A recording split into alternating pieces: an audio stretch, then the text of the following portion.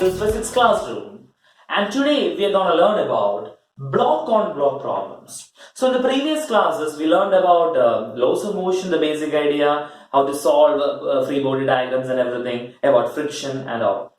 So today, in today's class, we are going to learn about block on block problems. And my dear students, this is a very important topic. That is why I'm actually doing a separate video on this. Okay.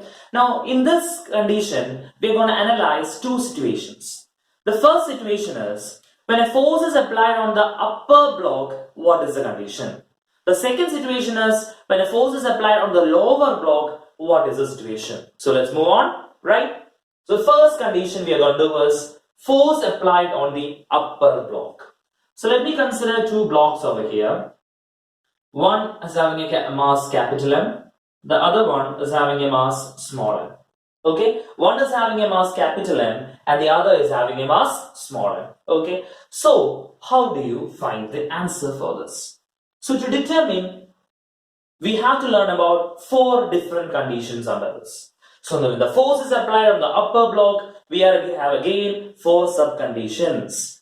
The first condition is when there is no friction, there is no friction between small m and capital M. So the first condition is when there is no friction between small m and capital M. In this condition, let's draw the free body diagram for small m. What are the forces acting? There is a capital F here and there is an acceleration. Any other forces there? No. So we can write F is equal to MAA, since there's a body on the top. Now we can write AA will correspond to F by M. Alright. Now since there is no friction between small m and capital M, we can say that this block will be moving independent of this, since there is no friction between them. And hence we can say that corresponding acceleration of the second mass capital M, AB will be equal to 0. AB will be equal to 0. And if this length is L, then we can say that the time t after which the block falls over will be equal to root of 2L by A.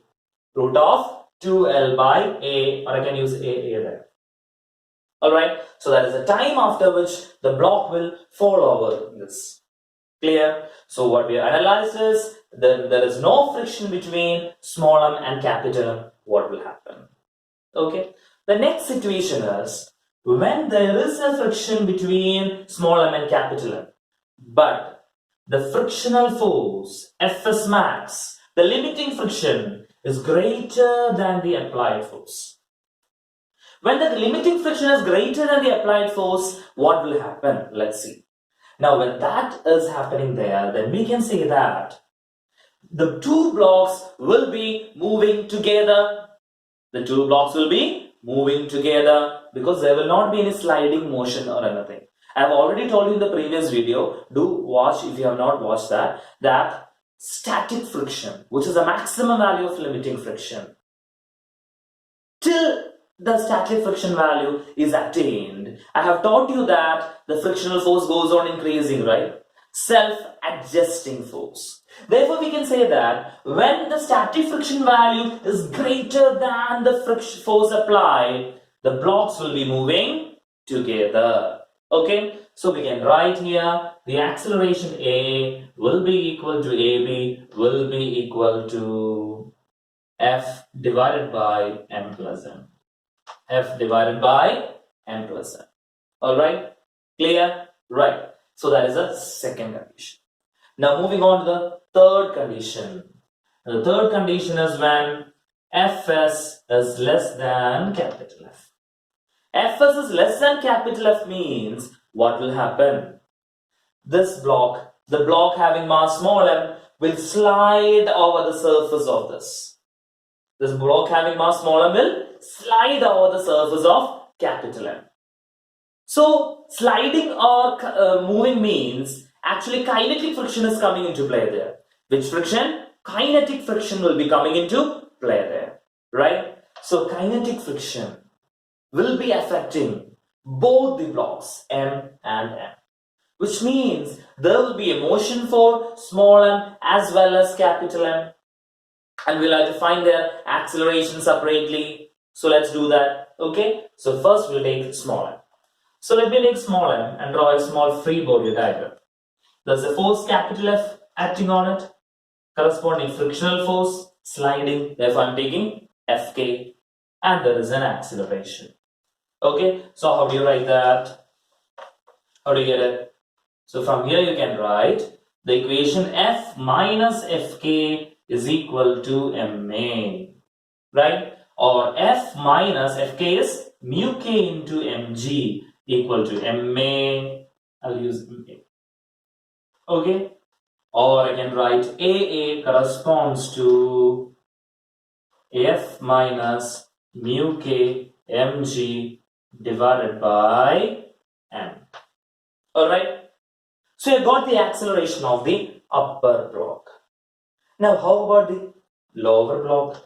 How do you find the acceleration of the lower block? Let's see. The acceleration of the lower block will correspond to, let me draw the free body diagram, capital M. There is only one force acting on it, and that is actually the limiting the value for the frictional force, kinetic friction. It's not the limiting friction, it is a kinetic friction. And correspondingly, there will be an acceleration. So please do remember that in this situation, both the blocks will be moving in the same direction. Alright, so here we can write Fk will be corresponding to M, it's actually capital M, AB, or we can write AB is equal to Fk by capital M. What is Fk? Fk is mu mg, so this is mu k mg by capital M. Remember that friction depends on the force, the normal reaction, and this normal reaction actually corresponds to what? It depends on the masses placed above it. Okay, watch the first video if you have any doubts regarding that. Right.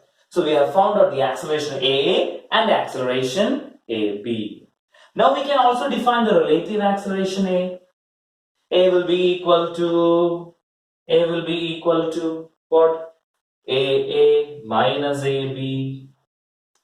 Okay, so using this relation, we can also find the value of T. T is the time taken by the upper block to fold over from the top of this capital M. So time will be equal to root of 2L by A. Time will be equal to root of 2L by A. So after a time of root of 2L by A, the upper block will fold over or fold from the surface of this capital M. Clear? Right? And we move on to the fourth condition over there. And the fourth condition is, if there is a friction between capital M and ground. If there is a friction between capital M and ground, how do you draw the free body diagram? This is Fk, and this friction we call it by F dash maybe. Okay, and there is an acceleration AB. Fine. Now how do you write it? How do you write the equation? The equation will be Fk minus F will be equal to MAB, right? And what will be F dash? F dash will be equal to mu dash, if the coefficient of friction is mu dash, into M plus mg. Like I told you, normal reaction depends on the masses placed above it. Okay, so and what is Fk? Fk what we know, right? Mu mg. Substitute the values over here and you get the value of AB. Clear? So in the first situation, when the force is applied on the upper block, we have analyzed four situations. The first one was when there is no friction between M and M. Second one was when there is a friction but the applied force is less than the limiting friction. The third condition was if the applied force is greater than the limiting friction. And the fourth situation, if there is a friction between capital M and the ground. Now in the fourth situation, the acceleration corresponding to small m will remain the same. Okay, there won't be any difference in that. It will be same as that we learned previously. Alright, So now let's move on to the second one. When a force is applied on the lower block, what will be the situation? Okay, so when a force is applied on the lower block, what will be the condition? So let me draw a small figure like the one we drew previously. So here the small m is over here, capital M is this. A force is applied on the lower block. Again, this distance you can write it as L. Fine. And this block you can call it as the block A and this is block B. Okay. Now here again we have to analyze four different situations. The first situation is when there is no friction between, I repeat, when there is no friction between blocks A and B, or masses capital M and small m. When there is no friction between blocks A and B or small m and capital M, what is the situation? Now since there is no friction between the two blocks, when a force is applied on the lower block, what will happen is the block B will move independent of the block A, which means the block B will be moving with an acceleration AB equal to F by m, or Newton's law. Right? Now, what about block A? What about block A? I've told you that there is no friction there, which means block A will have zero acceleration there.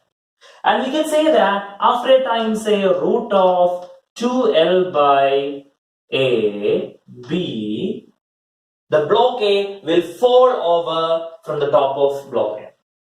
So after a time, root of 2L by AB, the block A falls over. Okay, that is the first situation. Now the second situation is, if there is a friction between A and B. So remember, only in the fourth case, we will be taking a friction between block B and the ground. Okay, so before that, in all the situations, there is no friction between block B and the ground. Okay, so in situation A, there is a friction between small m and capital M. But F dash, I'll call it F dash, is less than Fs. F dash is less than Fs. Now, as you can see here in this figure, you cannot see an F dash term there, can you? No. F dash is actually the force that comes into play as a result of this capital F. F dash is the force experienced by the small mass m as a result of the capital force F on the lower body. So F dash is actually the force acting on small m. So where does that force come from? It is actually a pseudo force which comes due to the action of this capital F. So let's first of all find out what is this F dash. Okay. So to find out that, just remember the thing from the previous conditions.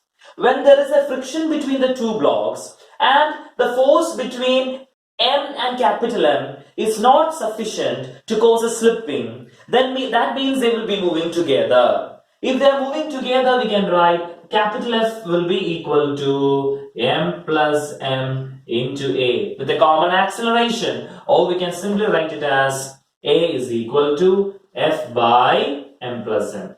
Okay, right? To find out what is the value of F dash, so let's draw the free body diagram of the small mass M.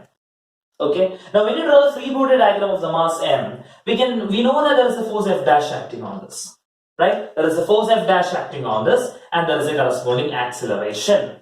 Therefore, we can write F dash is equal to MA. F dash is equal to MA. Now tell me, what is A? A is F by M plus M, right? So F dash is equal to M into F by M plus M. Okay, now let's take this condition over here. So when they are moving together, one thing is very clear, acceleration of this. And what is the condition for that? So we already know F dash is equal to this, right? And what will be Fs? Fs will be corresponding to mu mg, or I can call it mu s also. Mu s mg. So we can write from here we can write, using this condition, mf by m plus m less than mu s mg, less than mu s mg. So from here we can write m and m cancels, right? So this goes over there. So the applied force is less than mu s m plus m into g. If the applied force is less than mu s m plus m into g, then the bodies will not slide over one another. They will actually move together with a common acceleration of f by m plus m. I hope the point is clear. Alright, so now we are moving on to the third situation. Okay, and that will be when f dash is greater than fs. So there is a friction between m and m, and f dash is greater than fs.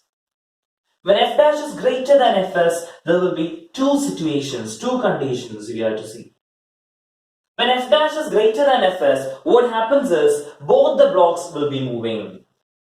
There will be a sliding or kinetic friction between them.